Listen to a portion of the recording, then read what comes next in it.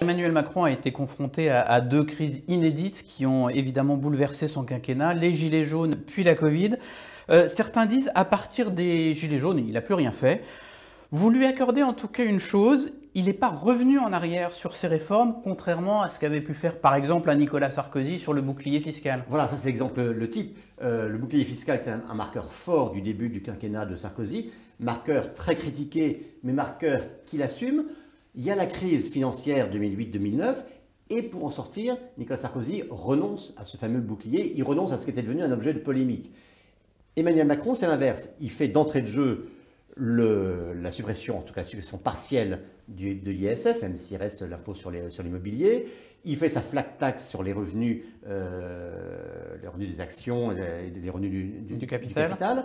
Voilà. Il ne revient pas en arrière sous la pression ensuite. Très critiqué et au compris, au sein de sa propre majorité, on veut dire il faudrait peut-être quand même revenir sur les SF, etc. Et là-dessus, il ne cède pas. C'est ce que vous appelez la théorie du cliquet. Bah oui, c'est-à-dire que dans son idée, une fois que quelque chose est fait, on ne revient pas en arrière. On peut ne pas aller plus loin, c'est ce qu'il fait sur la retraite, mais on ne revient pas en arrière parce que si on commence à aller en arrière, bah c'est toute la crémaillère qui s'écroule.